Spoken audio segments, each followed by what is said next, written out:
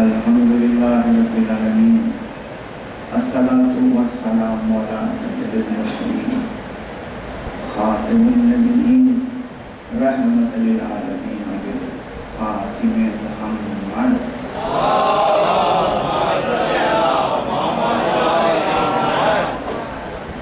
وعلى أهل البيت الطيبين الطاهرين المعصومين المؤمنين، ولعنة الله على أعدائهم من يومنا هذا إلى يوم الدين، صلوات۔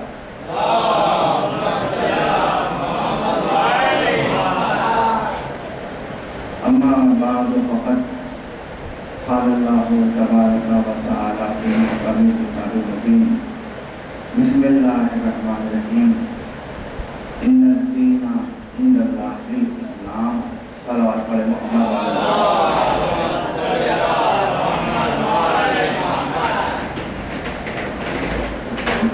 میری آواز کو آپ حضرات کے خدمت میں برابر بالکل آ رہی ہے، صلوات کا سہارا۔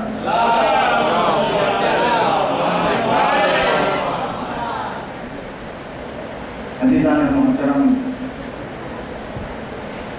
ان الدین عند اللہ الاسلام، اس آیت کے پس منظر میں یہ دوسری تقریر آپ سماعت فرمائے۔ کل اس آیت سے میں نے یہ بات ثابت کرنے کی کوشش کی ہے کہ اگر دعویٰ کیا جائے کہ اسلام سب سے بہتر ہے تو اس دعوے کی دلیل کیا ہے؟ اس دعوے کی دلیل کے پس منظر میں جو میں نے بات رکھی، جو حقیقت ہے یہ ہے کہ انسان کی فطرت کے اعتبار سے وہ سب سے زیادہ افضل ہوتا ہے جہاں پر علم زیادہ ہوتا ہے، اور علم سے عقل متاثر ہوتی ہے۔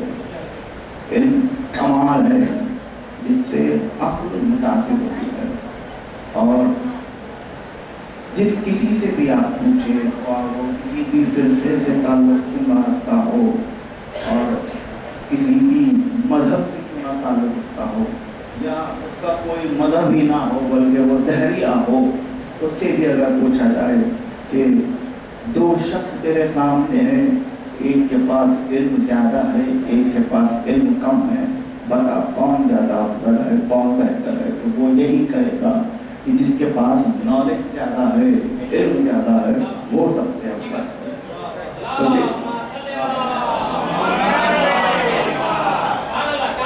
تو ہم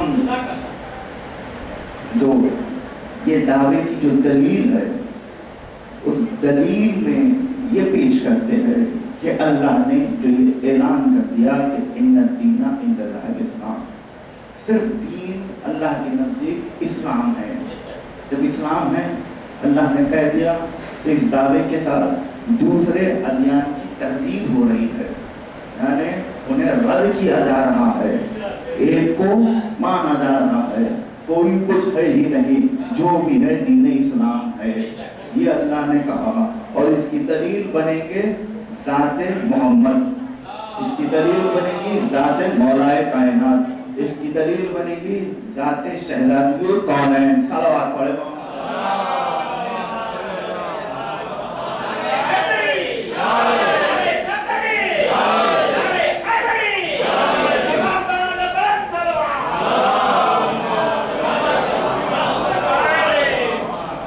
دعویٰ ہوتا ہے تو دعوے کی دلیل بھی ہونی چاہیے۔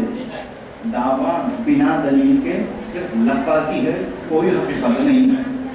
دعویٰ ہے تو دلیل ہے، بغیر دلیل کے اللہ کوئی بات نہیں کرتا، اللہ کا کلام کبھی ثبوت نہیں ہوتا، بلکہ اللہ کا جو کلام ہے وہ باقی کلاموں کی تردید کرتا ہے۔ سب ختم ہو جائیں گے مگر اللہ کا کلام باقی رہنے والا ہے۔ یہ ایسا کلام ہے کہ جس کی کوئی تردید نہیں کر سکتا، بلکہ اللہ کا کلام وہ کلام ہے، بالخصوص قرآن کا کلام وہ کلام ہے کہ جس نے توریت کو بھی رد کیا، زبور کو بھی رد کیا، انجیل کو بھی رد کیا۔ باقی رہنے والا کلام قرآن مجید کا کلام ہے، جو حقیقت کے اعتبار سے اللہ کا کلام ہے۔ اور اللہ جس نے تمام کتب ہے صحیفہ ابراہیم، صحیفہ موسیٰ، جو بھی صحیفہ گزرے ہیں تمام انبیاء کے، وہ اور آسمانی کتاب قرآن کے علاوہ جتنی بھی ہے، سب کو رد کر کے قرآن کو سب سے اوپر رکھا، تو اس میں پروردگار عالم لفظی نہیں کرے گا، دعویٰ کرے گا تو اس کی دلیل بھی ہے۔ اب دوسرے جو فرقے بڑھ چکے ہیں مسلمانوں کے درمیان، اس کا جواب دینے سے عاجز آ جائیں گے کہ بتاؤ ان الدین عند اللہ الاسلام کے لیے تمہارے پاس دلیل کیا ہے؟ تو کسی کے پاس کوئی جواب نہیں، مگر ہمارے پاس آئیں گے تو رسول اللہ کی حدیث موجود ہے کہ انا مدینۃ العلم و علی بابھا، میں علم کا شہر ہوں، علی اس کے دروازہ۔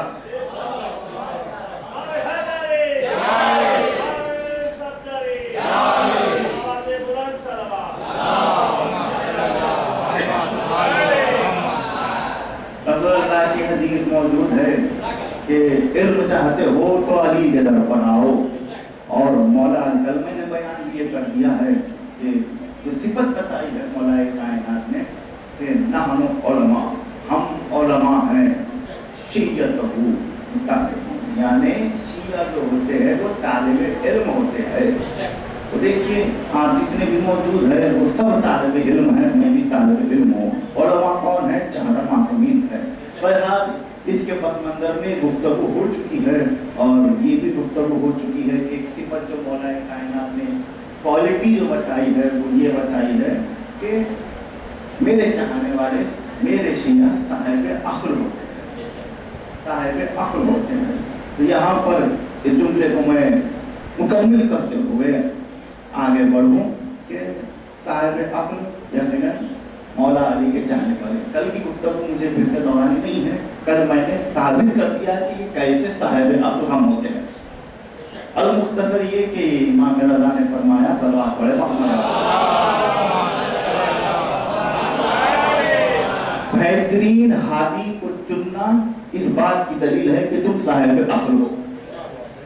کل میں نے واقعہ پیش کیا تھا آپ کے سامنے، بہترین ہادی کو چننا یہ اس بات کی دلیل ہے کہ تم صاحب عقل ہو۔ اب دیکھیے لوگ سوال کریں گے، بالکل سوال جائز بھی ہے کہ شیعہ نے حیدر کرار کے علاوہ بھی کئی اور لوگ ہیں جو بہت زیادہ ذہین ہوتے ہیں۔ ایک سے اسکالرس ہے جو بھی موجود ہے دنیا میں، جو مر چکے ہیں، تاریخ میں نام لکھا ہوا ہے۔ امام سے پوچھا گیا، چھٹے امام جعفر صادق،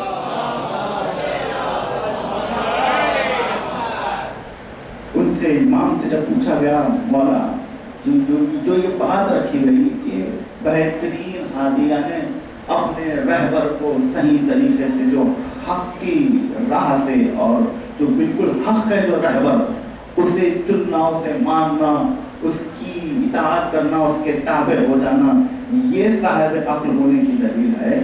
تو اس کے علاوہ بھی جو دنیا میں جو لوگ ہیں، دوسرے ادیان کے لوگ ہیں، جو بہت زیادہ ذہن نشین ہوتے ہیں، بہت زیادہ ہوشیار ہوتے ہیں، تو ان کے لیے کیا ہے؟ تو امام نے بتایا کہ وہ صاحب عقل نہیں ہے، ایک صفت ہے جو دماغ میں ہوتی ہے، وہ ذہن میں تیزی لاتی ہے، اسے نقرہ کہتے ہیں۔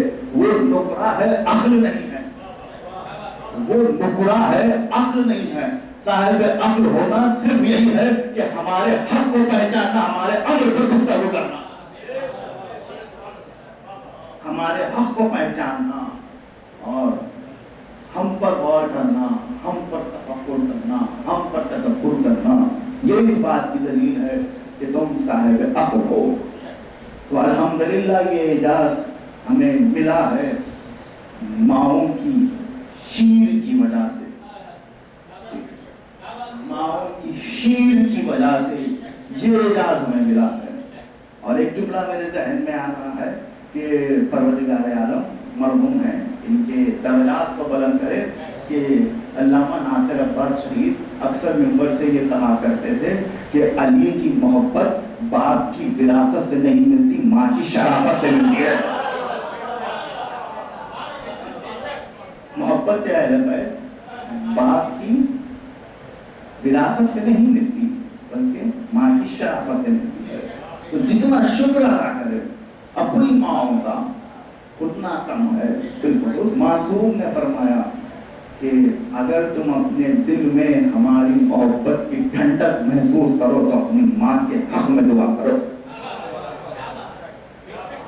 ہماری محبت کی ٹھنڈک تم اپنے دل میں محسوس کرو تو اپنے ماؤں کے حق میں دعا کرو, کیونکہ اس نے خیانت نہیں کی ہے, اس نے خیانت نہیں کی.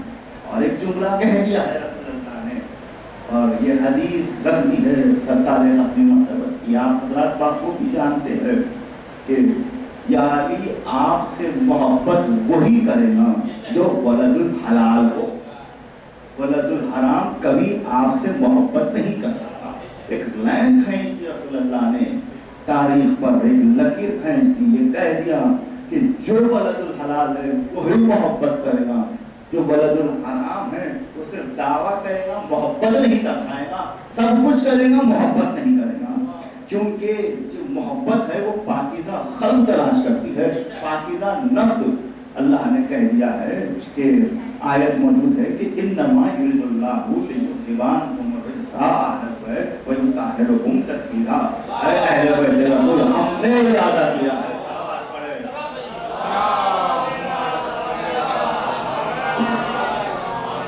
ہم نے ارادہ کیا ہے کہ آپ کو ہر نجاست سے دور رکھیں گے جس طرح دور رکھنے کا حق ہے.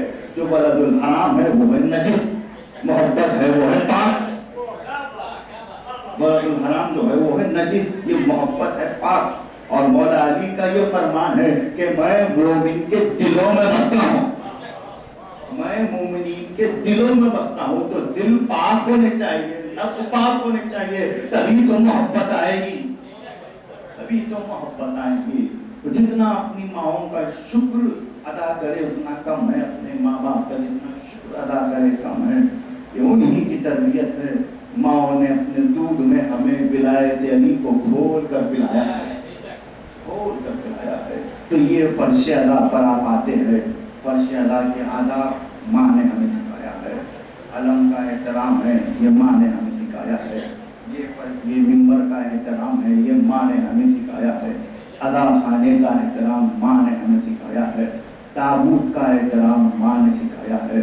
اور بالکل بالکل ماتم کرنے کا طریقہ پر الگ موضوع ہے. میں جو بتا رہا ہوں یہ علم کا احترام کرنا, یہ جھولے کا احترام کرنا, یہ علم کے پٹکے کا احترام کرنا, یہ فرش ادا کا احترام کرنا, یہ ادا خانے کا احترام کرنا, امام باڑے کا احترام کرنا, یہ صرف اور صرف شیعہ ہونے کی دلیل نہیں ہے, یہ متقی ہونے کی دلیل ہے. یہ متقی ہونے کی, یہ میری لفظی نہیں ہے. اس لفظ کے پیچھے قرآن کی آیت موجود ہے کہ پروردگار عالم قرآن مجید میں یہ کہتا ہے کہ آیت موجود ہے قرآن میں کہ شاعر اللہ کا احترام دلوں میں موجود ہے, جو اس بات کی دلیل ہے کہ تمہارے دل میں تقویٰ موجود ہے. ذالک ومن یعظم شاعر اللہ, ذالک ومن یعظم شاعر اللہ ومن تقویٰ القلوب. اے لوگوں, اگر تمہارے دل میں شاعر اللہ کا احترام موجود ہے, فَإِنَّهَا مِن تَقْوَى الْقُلُوبِ, تمہارے دلوں میں یہ اس بات کی دلیل ہے کہ تقویٰ موجود ہے. شاعر اللہ, یہاں پہ ایک لفظ استعمال ہوا ہے شاعر اللہ. شاعر اللہ کسے کہتے ہیں؟ اللہ کی نشانی. اب اللہ کی نشانی پر اگر غور کرے, تفکر کرے, میں آ رہا ہوں, میرا عنوان مجھے پتا ہے ان الدین عند اللہ الاسلام, اور یہ تمیز ہے تھوڑا سا سمجھ ہے کہ ان الدین عند اللہ الاسلام ہی پر گفتگو ہوگی انشاءاللہ. کہ شاعر اللہ کیا ہے؟ اللہ کی نشانی. پروردگار نے شاعر اللہ کسے کہا؟ صفا اور مروہ جو حاجی جب حج کرنے کے لیے جاتے ہیں, ایک پہاڑی اور دو پہاڑیوں کے بیچ میں حاجی دوڑتے ہیں. ایک کو اللہ نے صفا کہا, ایک کو مروہ کہا, اسے شاعر اللہ کہا گیا. خانے کعبہ کو شاعر اللہ کہا گیا. مگر سوال جائز ہے کہ میں نے کہہ دیا فرش اعلیٰ کو شاعر اللہ, میں نے کہہ دیا علم کو شاعر اللہ, میں نے کہہ دیا جھولے کو شاعر اللہ, میں نے کہہ دیا منبر کو شاعر اللہ, میں نے کہہ دیا ادا خانے کو شاعر اللہ, امام باڑے کو شاعر اللہ, میں نے یہی کہہ دیا ہے نا. تو دیکھیے شاعر اللہ, اللہ نے لفظ استعمال کیا ہے قرآن میں, تعداد شاعر اللہ کی اللہ نے قرآن میں بتائی نہیں, لفظ استعمال کیا ہے, تعداد نہیں بتائی. اسی طرح انبیاء اللہ کتنے ہیں؟ 1,24,000 نام کتنوں کے قرآن میں موجود ہے؟ 26 یا 25 انبیاء کے نام قرآن میں موجود ہے۔ تو دیکھیے کیا قرآن میں نام ہونا اس بات کی دلیل ہے کہ نبی نہیں ہے؟ توجہ ہے آپ کی؟ قرآن میں نام ہونا کیا اس بات کی دلیل ہے کہ نبی نہیں ہے؟ نبی بنتا ہے عصمت کی وجہ سے، شاعر اللہ بنتا ہے نسبت کی وجہ سے۔ شاعر اللہ بنتا ہے نسبت کی وجہ سے۔ یہ نسبت کیا ہے؟ یہ کا اور کی نسبت کو بناتی ہے۔ علی اصغر کا جھولا، عباس کا علم، حسین کا منبر، عباس کا آغا خانہ، حسین کا امام باڑہ، شبیر کا منبر، حسین کا تعزیہ۔ یہ کا اور کی یہ نسبت بناتی ہے۔ انہی کا احترام دل میں موجود ہے۔ یہ اس بات کی دلیل ہے کہ تمہارے دل میں تقویٰ موجود ہے، اور پروردگار یہ کہہ رہا ہے کہ اے لوگوں، صرف مسلمان نہیں بننا، صرف مومن نہیں بننا، بلکہ صاحبان ایمان سے کہا گیا ہے کہ یا ایھا الذین آمنوا اتقوا اللہ، اے صاحبان ایمان تقویٰ اختیار کرو۔ ہم کیسے تقویٰ اختیار کریں؟ ہم منبر کا احترام کریں گے، ہم خانے کا احترام کریں گے، ہم علم کا احترام کریں گے، ہم نبی کا احترام کریں گے، ہم جھولے کا احترام کریں گے۔ یہ صرف شیعہ ہونے کی دلیل نہیں ہے، یہ متقی ہونے کی دلیل ہے۔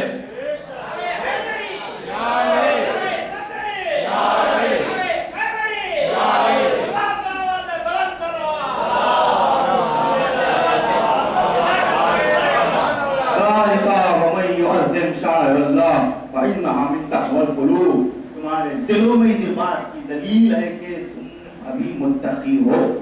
یہ اللہ کا اعلان ہے۔ اللہ نے جو بتایا ہے قرآن میں کہ متقی بنو، وہ متقی بننے کا راستہ بھی اللہ نے بتا دیا۔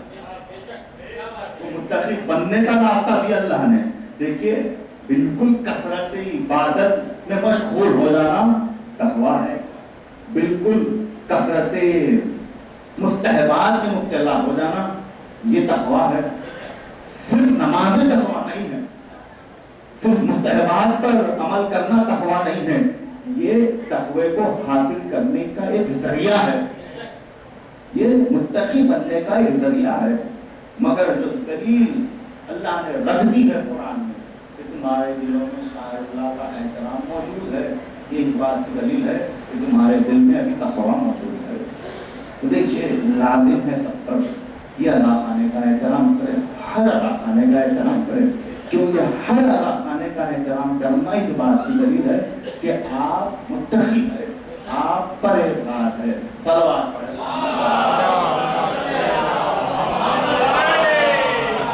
یہ ادا خانے ہوتے کن سے منسوب؟ یہ کسی ذات سے منسوب نہیں ہوتے، یہ عباس سے منسوب ہوتے ہیں، یہ حسین سے منسوب ہوتے ہیں۔ امام باڑہ کہا جاتا ہے، کیا ہے امام باڑہ؟ باڑہ کہتے ہیں کہ ایک گروپ، بہت زیادہ لوگ ایک جگہ جمع ہو جائے تو اسے باڑہ کہتے ہیں۔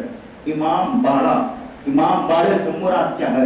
یہاں سارے امام کا مرکز ہے، یہ سارے اماموں کا مرکز ہے، اسی لیے امام باڑہ کہا جاتا ہے۔ اور امام باڑے کا احترام کرنا اس بات دلیل ہے کہ تمہارے دلوں میں تقویٰ موجود ہے۔ اور امام باڑوں میں کس کا ذکر ہوتا ہے؟ امام باڑوں میں اہل بیت کے کمالات کا ذکر ہوتا ہے، ان کے ارشادات کا ذکر ہوتا ہے، ان کے فضائل کا ذکر ہوتا ہے، ان کے علم کا ذکر ہوتا ہے، اور ان کا علم کیا ہے؟ دین ہے، اور وہ دین ہے جس کے لیے اللہ کہتا ہے ان الدین عند اللہ الاسلام، ان الدین عند اللہ الاسلام، اللہ کے نزدیک سب سے بہترین دین اسلام ہے۔ بلکہ الفاظ کو پلٹ کر یوں کہہ دوں کہ اللہ کے نزدیک سب سے بہترین دین ہے وہ دین جو فرش اعلیٰ کا احترام کرتے ہیں، جو علم کا احترام کرتے ہیں، جو منبر کا احترام کرتے ہیں، جو امام باڑوں کا احترام کرتے ہیں، جو اعلیٰ خانوں کا احترام کرتے ہیں۔ صلوات پڑھیں محمد وعلی محمد۔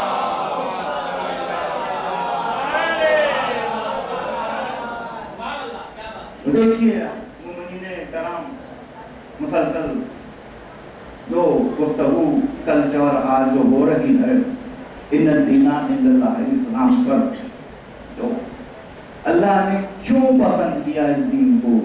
کیونکہ اس دین میں اہل بیت اطہار کے کمالات موجود ہے، ان کے علوم موجود ہے، ان کے فضائل موجود ہے، اور اللہ کو جو سب سے زیادہ پسند ہے وہ ہے ذات محمد اور ان کی آل۔ یہ اللہ کے نزدیک سب سے زیادہ عزیز بندے ہیں۔ تو مومنین کرام انہی کے کمالات کا ذکر کرنا اللہ کو سب سے زیادہ پسند ہے، اور حق میں یہی دین ہے۔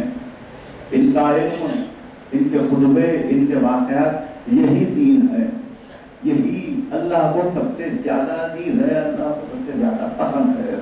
اور دعوے کی، اللہ کے دعوے کی دلیل میں ہم یہ 14 دلیلیں پیش کرتے ہیں۔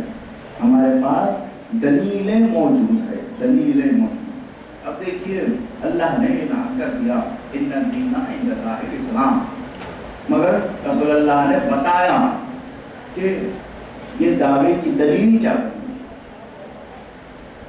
دلیل بنے گی کہ 2 چیزوں سے متمسک، کل میں نے عرض کر دیا تھا 2 چیزوں سے متمسک ہونا۔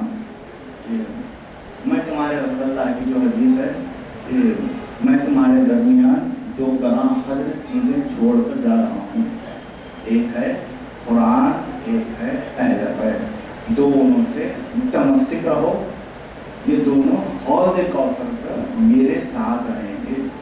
تو محبت اہل بیت اور قرآن دونوں حوض کوثر تک لے جاتی ہیں، دونوں حوض کوثر تک لے جاتی ہیں۔ یہ کشتی میں سوار ہو جانا، یہ کشتی آپ کو ڈائریکٹ نان سٹاپ حوض کوثر تک لے جائیں گے، یہ رسول اللہ نے کہا۔ اور کشتی میں سوار نہ ہونا، کسی اور کی کشتی میں سوار نہ ہونا، کسی ایسے کی کشتی میں سوار نہ ہونا کہ جس کو، جو کشتی چلانے والا ہے اس کو خود یہ اطمینان نہیں ہے کہ میری کشتی کب ڈوب جائے گی۔ ایسی کشتی کا انتخاب کرو تو ڈائریکٹ حوض کوثر تک لے جائے۔ رسول اللہ نے بتا بھی دیا وہ کشتی کیا ہے، میرے اہل بیت کی مثال سفینہ نوح کی طرح ہے، میرے اہل بیت کی مثال سفینہ نوح کی طرح ہے، جو اس میں سمائے گا نجات پائے گا، جو دور ہٹے گا وہ ہلاک ہوگا۔ یہ اہل بیت اطہار کی جو کشتی ہے نجات کا پیکر ہے، سب کو نجات انہی سے ملتی ہے۔ تو بات یہ ہے ابھی جو شروع کی ہے میں نے کہ 2 گراں قدر چیزیں رسول اللہ نے چھوڑی ہے، ایک ہے قرآن، ایک ہے اہل بیت۔ مگر اب مسلمانوں کے دوسرے فرقوں پر غور کریں تو وہاں سے ایک صدا بلند ہوتی ہے کہ رسول اللہ نے ایسا نہیں کہا، بلکہ ایسا کہا کہ میں تمہارے درمیان، معاذ اللہ، میں تمہارے درمیان 2 چیزیں چھوڑ کر جا رہا ہوں، ایک ہے قرآن اور ایک ہے سنت، ایسا کہتے ہیں۔ مگر بعد میں یہاں پر ایک عرض کروں کہ یہ جو دعوے کی دلیل ہے کہ ان الدین عند اللہ الاسلام، کیا اس کے جواب میں اس حدیث کو کوئی پیش کر سکتا ہے؟ اور پیش اگر کوئی کر دے گا تو عقل انسان کیا اسے تسلیم کرے گی، کیا اسے مانے گی؟ اب دیکھیے رسول اللہ نے کہا ہے کہ اگر ہماری حدیثوں میں کوئی تضاد نظر آئے، ہماری حدیثوں میں کوئی ٹکراؤ نظر آئے تو ہماری حدیثوں کو قرآن سے دیکھو، قرآن سے مشاہدہ کرو، قرآن سے ٹکراؤ نظر آئے اس حدیث کو پکڑو دیوار پر مار دو، اس حدیث کو پکڑو دیوار پر مار دو۔ اب آپ کے سامنے قرآن مجید کی ایک آیت پیش کرتا ہوں، سورہ نحل کی آیت ہے۔ سورہ نحل میں پروردگار عالم یہ فرماتا ہے کہ میں نے بندوں کی ہدایت کے لیے، صلوات پڑھیں محمد،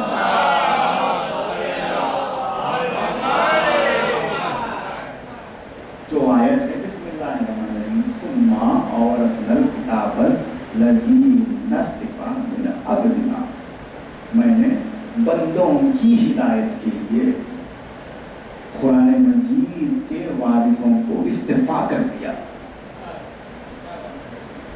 قرآن کے وارثوں کو استفاء کر دیا۔ اب دیکھیے یہ جو ڈپلیکیٹ حدیث ہے وہ یہ بیان کرتی ہے سنت ہے، قرآن ہے، مگر قرآن کے وارثوں کا ذکر خود قرآن اللہ ذکر کر رہا ہے کہ قرآن کے وارث موجود ہے بندوں کی ہدایت کے لیے بھی ایسے اللہ کے الفاظ ہیں، اور تم کہہ رہے ہو کہ رسول اللہ نے سنت کو چھوڑا اور قرآن کو چھوڑا۔ آیت کہتی ہے، آیت آگے بڑھ کر ایسے راویوں کے منہ پر تانچا مار کر کہتی ہے خبردار، بلکہ آیت یہ کہتی ہے کہ قرآن ہے اور ان کے وارث موجود ہے، دین لینا ہے تو یہاں سے لو۔ سورہ نحل کی آیت ہے، دیکھ لے جنہیں دیکھنا ہے۔ اللہ اعلان کر رہا ہے کہ دیکھو یہ ہے حقیقی وارث، اور اس آیت کے پس منظر میں یہی حدیث بالکل جم جاتی ہے کہ میں تمہارے درمیان دو گراں خرچ چیزیں چھوڑ کے جا رہا ہوں۔ اگر سنت آپ مانیں گے عقل قبول نہیں کرے گی، سنت مانیں گے تو اس حدیث کو پکڑو، پھینک دو دیوار پر۔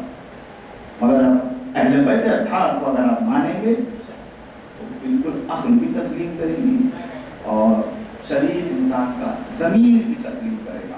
سلوات پڑھیں۔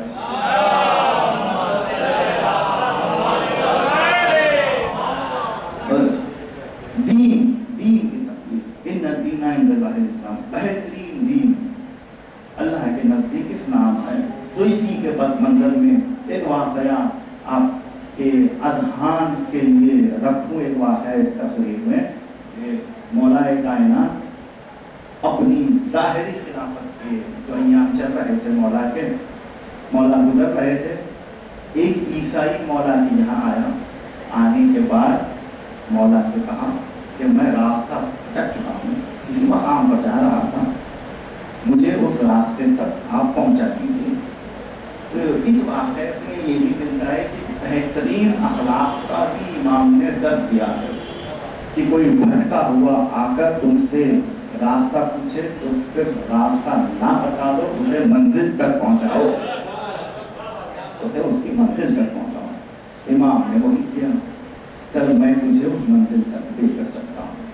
اب امام بھی چل رہے ہیں، اپنے گھوڑے پر امام سوار ہے، وہ عیسائی اپنے گھوڑے پر سوار ہے، چل رہے تھے، دونوں میں گفتگو ہو رہی ہے۔ وہ عیسائی تھا تو اپنے مذہب کی تعریف کر رہا تھا، کس کے سامنے؟ مولا علی کے سامنے، اپنے مذہب کی، میرا دین ایسا دین ہے، میرے دین کی یہ کمالات ہے، میرے دین کی یہ فائدے ہیں۔ تو ظاہر سی بات ہے جو خود دین ہو وہ دین چپ رہنے والا نہیں ہے۔ علی بھی اسلام کے فضائل علی بھی بیان کرنے لگے۔ ہم دونوں چل رہے تھے، سامنے ایک دریا آ گئی، ریور، دریا آ گئی۔ اب اس نے پانی کو دیکھا، علی کو دیکھا، اور پھر یہ کہنے لگا کہ میں ابھی اس دریا سے عبور کر کے آپ کو دکھاؤں گا۔ علی نے کہا یہ کیسا دعویٰ ہے؟ وہ آگے بڑھا، آگے بڑھنے کے بعد اپنی آنکھوں کو بند کیا، آنکھوں کو بند کرنے کے بعد کچھ دل میں کچھ پڑھنے لگا۔ جیسے ہی دل میں کچھ پڑھنے لگا، دریا کا پانی خشک ہو گیا، دریا کا پانی رک گیا، جو بہ رہا تھا وہ کم ہونا شروع ہو گیا اور راستہ بن گیا دریا میں۔ اپنے گھوڑے کو لے کر وہ واپس چلا گیا۔ علی کھڑے کھڑے دیکھ رہے اور پیچھے مڑ کر علی کو دیکھ کر علی کو یہ تانا دے کر کہنے لگا کہ میرے دین کے یہ کمالات ہیں۔ علی مسکرائے، بعد میں پانی اپنی اصلی حالت میں آ گیا۔ اب وہ علی کو دیکھ رہا تھا اور یہ سوچ رہا تھا کہ اب یہ جناب کیسے دریا کو عبور کریں گے۔ اب علی نے اس کی طرح آنکھ بند کر کے کچھ دعا کی تلاوت نہیں کی، کسی کا کچھ واسطہ نہیں دیا، بلکہ پانی کو اشارہ کیا، پانی پتھر میں تبدیل ہو گیا۔ پانی کو اشارہ کیا، پانی پتھر میں تبدیل ہو گیا۔ علی گھوڑے پر سوار ہوئے، پانی پر علی سوار ہوئے۔ اب اس کی حیرت کی انتہا نہ رہی، وہ یہ کہنے لگا کہ سچ بتائیے آپ نے یہ کمال کیسے کیا، آپ نے یہ معجزہ کیسے کیا؟ تو علی نے کہا پہلے تو بتا کہ تو نے کیا کیا۔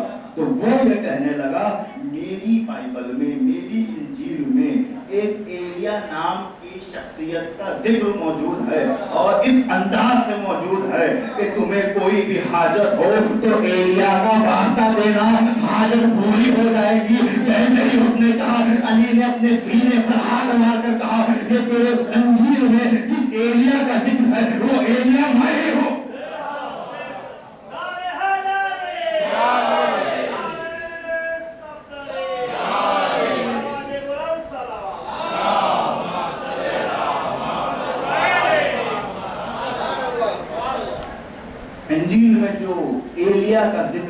وہ ایلیا میں علی ہوں. انجیل میں میرا لقب ہے، لقب کا نام ہے ایلیا. وہ قدموں پر لے گیا، بتائیے کیا کون ہے؟ کہا میں خلیفہ رسول اللہ ہوں، میں رسول اللہ کا جانشین ہوں. قدموں پر گر گیا، کہنے لگا مولا مجھے کلمہ پڑھا دیجیے، میں جانتا ہوں کہ آپ ہی حق ہے.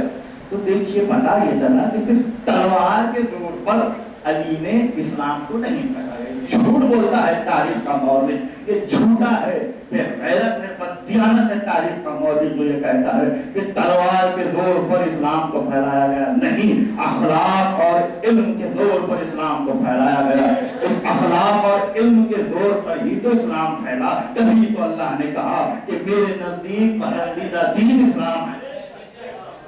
اسلام میں جبر نہیں ہے، اسلام میں علم ہے.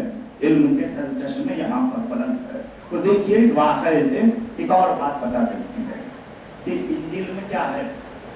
ایلیا کا واسطہ دے کر دعا کرو، حاجت تمہاری پوری ہو جائیں گی. اور جناب عیسیٰ کے لیے کیا عقیدہ ہے؟ عیسائیوں کا یہ اللہ کے بیٹے ہے، مگر انجیل میں یہ موجود نہیں ہے عیسیٰ کا واسطہ دے کر دعا کرو. انجیل میں یہ موجود ہے علی کا واسطہ دے کر دعا کرو. دیکھیے تھوڑا سا بیدار ہو جائے. انجیل میں یہ ذکر نہیں ہے عیسیٰ کا واسطہ دے کر دعا کرو، انجیل میں یہ موجود ہے ایلیا کا واسطہ دے کر دعا کرو. تو پتا چلا بمطابق انجیل بھی علی بلند ہے عیسیٰ سے. بمطابق انجیل نہیں بات کر رہا ہوں کسی اور کتاب کی. بمطابق انجیل علی بلند ہے، علی اعلیٰ ہے عیسیٰ سے. بلکہ ہمارا عقیدہ تو وہ ہے عیسیٰ ہے تو علی کی وجہ سے، عیسیٰ ہے تو نبی کی وجہ سے. مختصر الفاظ میں کہہ دوں کہ قرآن مجید کی آیت ہے کہ 30ویں پارے کی پہلی آیت، 30ویں پارے کی پہلی آیت ہے، نبال عظیم کی ایک آیت ہے. یہ لوگ آپس میں گفتگو کرتے ہیں کہ یہ نبال عظیم کیا ہے. صلوات پڑھے محمد.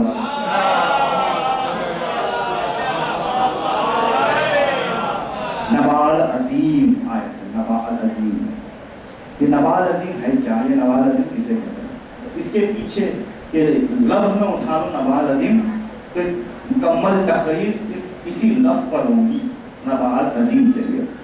المختصر یہ ہے کہ بڑی خبر کو کہتے ہیں. نبا کسے کہتے ہیں؟ نیوز کو، جسے ہم اردو میں خبر کہتے ہیں، نیوز کو نبا کہتے ہیں. عظیم بلند کو کہتے ہیں. بڑی خبر کے بارے میں لوگ آپس میں گفتگو کرتے ہیں، لوگ آپس میں باتیں کرتے ہیں. تو دیکھیے نبی کسے کہتے ہیں؟ خبر پہنچانے والے کو. نبا کسے کہتے ہیں؟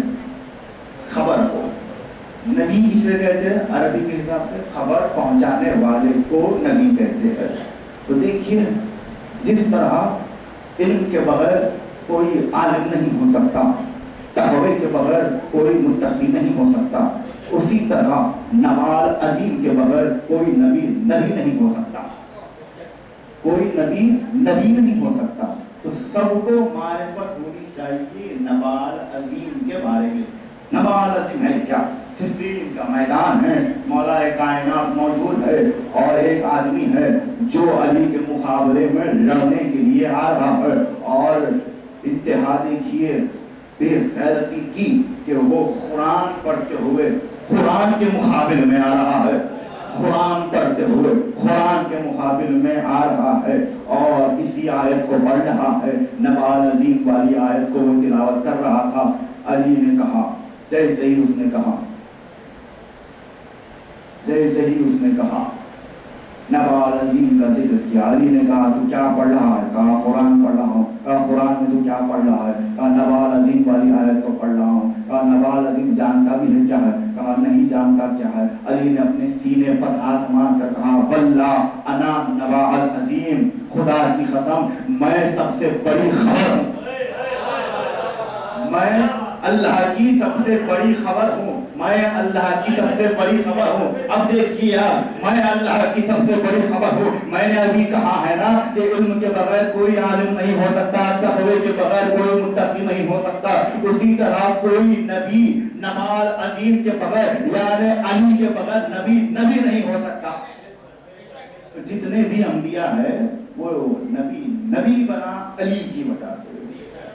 تو بات یہ چل رہی تھی کہ جو درمیان میں جملہ معترضہ آ گیا, بات اور گفتگو اس پس منظر پر چل رہی تھی کہ اسلام تلوار کے دور پر نہیں بلکہ آل محمد کے علوم اور ان کے کمالات کی وجہ سے پھیلا.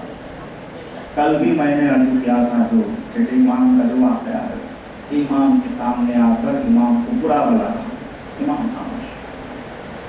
اب اس کے ذہن کو امام نے پلٹایا, قدموں پر گر گیا.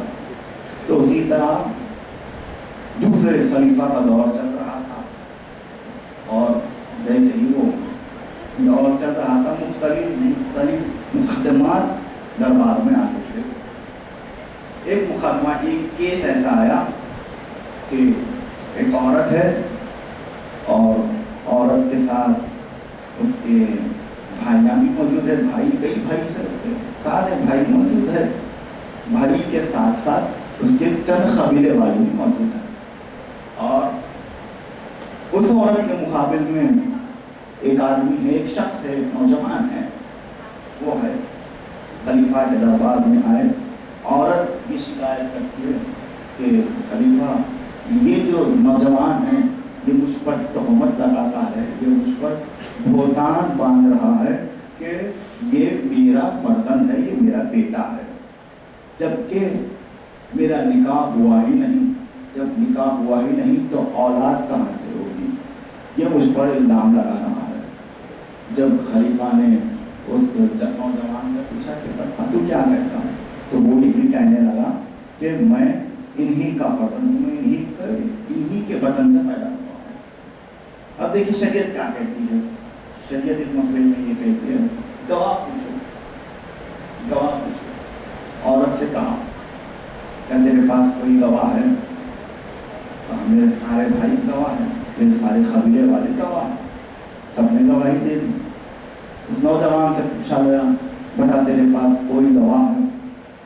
کچھ کہہ نہیں پایا, کوئی گواہ نہیں تھا. اب فیصلہ کیا اسے گرفتار کیا جائے. اب اسے گرفتار کر کے لے جایا جا رہا تھا. سامنے سے مولائے کائنات گزر رہے تھے. جیسے ہی مولائے کائنات گزر رہے تھے اس کا دل چاہا کہ میں ان سے مدد مانگوں. سپاہیوں سے کہا کہ اتنی سی مہلت دے دو کہ میں علی کے پاس جاؤں. علی کے پاس گیا, کہنے لگا یا علی مجھے انصاف چاہیے. ٹھیک ہے آؤ. جیسے ہی علی دربار میں آئے وہ جو خلیفہ تھا علی کے احترام میں کھڑا ہو گیا, احترام میں کھڑا ہو گیا اور کہنے لگا اے میری آنکھوں کی ٹھنڈک علی آپ پر. یہ اسٹریٹجی کو سمجھے آپ, یہ سیاست ہے. علی کہتے ہیں اگر سیاست مجھے چلنا ہوتا تو مجھ سے بہتر سیاستدان کوئی نہیں ہوتا. یہ سیاست کو سمجھے نا. یہ جو گزرے ہے دنیا کے سامنے بہت اچھے تھے, اپنے آپ کو رسول اللہ کا عاشق بتاتے تھے. بہرحال مجھے گفتگو میں جانا نہیں ہے. علی کے سامنے آئے, منافقت کے طور پر کہتے اے میری آنکھوں کی ٹھنڈک علی آپ پر گرا. علی نے جواب سلام دیا. علی دربار میں آئے, پوچھا کہ یہ کیا مقدمہ ہے. خلیفہ نے کہا یہ ایسا وسانیہ ہے, یہ عورت یہ کہتی ہے کہ یہ اس کا بیٹا نہیں ہے اور یہ اس پر بہتان لگا رہا ہے کہ میں اسی کے بدن سے پیدا ہوا ہوں. یہ سننا تھا کہ علی نے اس عورت کے بھائیوں سے کہا کیا تم لوگ یہ چاہتے ہو تمہاری بہن کی شادی ہو جائے؟ ہاں بالکل چاہتے ہیں, بالکل ہم چاہتے ہیں کہ ہماری بہن کی شادی ہو جائے. تو کیا اس بات کی مجھے اجازت ہے کہ میں اپنی پسند سے تمہاری بہن کی شادی کہیں کروں؟ یا علی یہ تو ہمارے لیے شرف کی بات ہے. ہم سارے عرب میں فخر کے ساتھ کہیں گے کہ ہماری بہن کا رشتہ علی نے لگایا. خنبر کی طرف دیکھا, خنبر گھر جاؤ. گھر جانے کے بعد فلاں گوشے میں ایک بستہ رکھا ہوا ہے,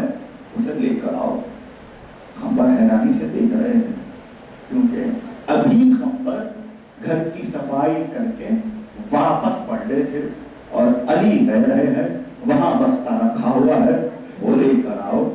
پیغمبر گھبراؤ نہیں، میں اللہ کا ولی ہوں، میں بلکہ یہ حکم نافذ کر رہا ہوں، تو میں جو کہتا ہوں وہ ہو جاتا ہے، جاؤ. اور خنبر گئے. خنبر جانے کے بعد جو بستہ جو پوٹلی جو بھی تھا وہ لے کر آئے تو اس میں کیا تھا؟ اشرفیاں موجود تھیں. اشرفیاں موجود تھیں. علی نے ان اشرفیوں کو اپنے ہاتھ میں لیا اور پھر اس کے بھائیوں سے کہا کہ میں تمہاری بہن کا عقد اس نوجوان سے کراتا ہوں، میں تمہاری بہن کا عقد اس نوجوان سے کراتا ہوں. جیسے ہی علی نے یہ کہا اور آگے ہاتھ بڑھا کر یہ کہہ دیا علی نے کہ یہ تیرا مہر ہے، لے لے.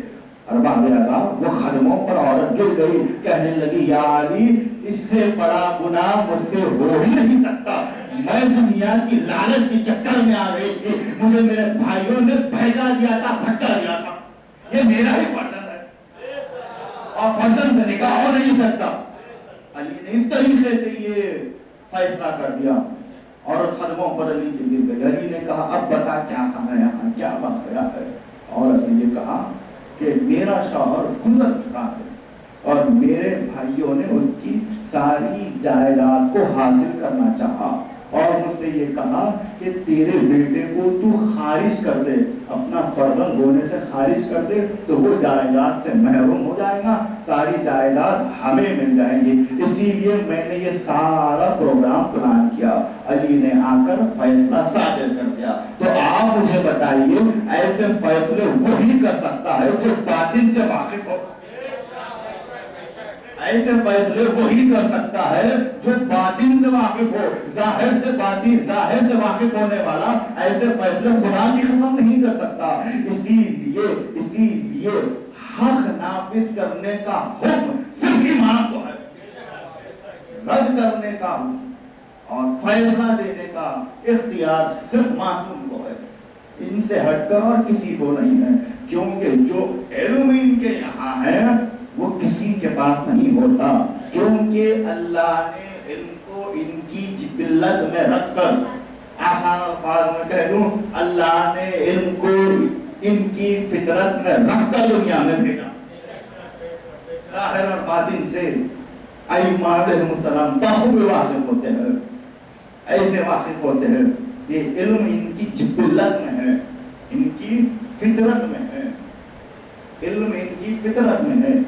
ایسی فطرت ہے کہ ایک آنے والے نے علی سے سوال کیا یا علی کیا ماجرا ہے، یہ کیا بات ہے کہ آپ سے جب کوئی کبھی بھی سوال کرتا ہے آپ اسی وقت جواب دے دیتے ہو، یہ کیا ماجرا ہے، یہ کیا بات ہے. کل میں نے کہا تھا نا کہ صاحب لدنی ہونا، اس بات صاحب لدنی جو ہوتا ہے اس کا اجازت صرف یہ نہیں ہوتا کہ وہ جو سوال کیا جائے اسی کا جواب دے دے، بلکہ کمال صاحب لدنی کا یہ ہوتا ہے کہ جس وقت سوال کرے اسی وقت جواب دے، کوئی ٹائم درکار نہ ہو، کوئی وقت درکار نہ ہو، اسی وقت جواب دے. تو علی کے سامنے یہی سوال کیا گیا کہ اتنا علم آپ کے یہاں کیسے ہے، آپ کے اندر اتنا علم کیسے ہے. تو علی نے فوراً سوال کیا یہ بتا تیرے ہاتھ میں انگلیاں کتنی ہیں. بنا سوچے سمجھے اس نے کہہ دیا 5. اب علی نے کہا جیسے تیرے لیے تیرے ہاتھ کی 5 انگلیاں ہیں اسی طرح کائنات کا علم میرے لیے ہے.